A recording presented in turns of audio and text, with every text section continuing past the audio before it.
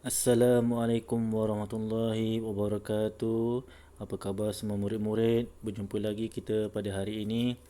Pada hari ini kita akan belajar mengenai kemahiran menulis Unit 2 Prihatinnya Kita. Tajuk Kisah Aku dan Datukku. Sila rujuk buku teks halaman 10. Tema kemasyarakatan. Standard kandungan 3.2 menulis perkataan, frasa dan ayat yang bermakna. Standard pembelajaran 3.2.1 membina dan menulis ayat daripada bahan multimedia. Objektif pembelajaran, murid dapat membina dan menulis ayat berdasarkan gambar dan frasa. Melalui slide ini, cikgu akan menerangkan teknik mudah membina ayat menggunakan skop. Skop terdiri daripada siapa, kata kerja, objek dan perluasan. Contoh, siapa abang, kata kerja membaca, objek buku, perluasan di ruang tamu. Abang membaca buku di ruang tamu. Lihat contoh yang kedua. Siapa Naufal, kata kerja membasuh, objek kasut, perluasan supaya bersih. Naufal membasuh kasut supaya bersih. Aktiviti pembelajaran. Pertama, murid melihat gambar dan frasa di dalam buku teks tahun 4 halaman 10. Kedua, murid membina ayat berdasarkan gambar dan frasa yang diberikan. Mari kita baca cerita mengenai kisah aku dan datukku.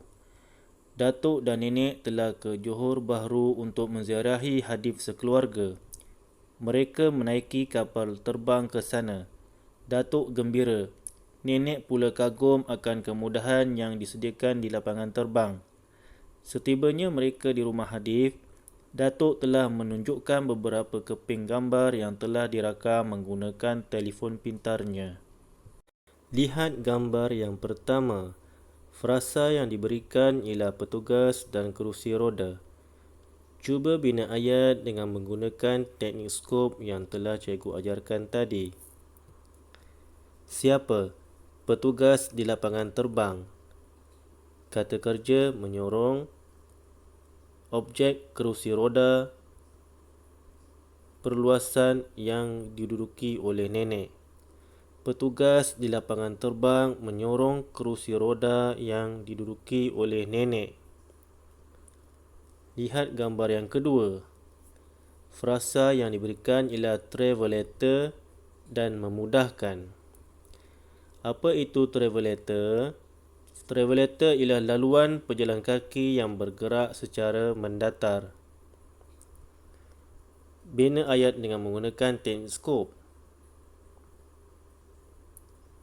Siapa? Petugas itu. Kata kerja menggunakan objek travel letter, perluasan untuk memudahkan pergerakan. Petugas itu menggunakan travel letter untuk memudahkan pergerakan. Lihat gambar yang ketiga. Frasa yang diberikan ialah datuk dan pengangkutan khas. Bina ayat dengan menggunakan teknik skop. Siapa? Datuk dan nenek. Kata kerja menaiki. Objek pengangkutan khas. Perluasan semasa di lapangan terbang. Datuk dan nenek menaiki pengangkutan khas semasa di lapangan terbang. Lihat gambar yang keempat. Frasa yang diberikan ialah menolak dan laluan landai khas. Bina ayat dengan menggunakan teknik skop. Siapa? Petugas. Kata kerja menolak. Objek kerusi roda. Perluasan yang dinaiki oleh nenek di laluan landai khas. Petugas menolak kerusi roda yang dinaiki oleh nenek di laluan landai khas. Lihat gambar yang kelima. Frasa yang diberikan ialah meletakkan dan tempat letak kereta khas. Bina ayat dengan menggunakan teknik skop. Siapa? Petugas.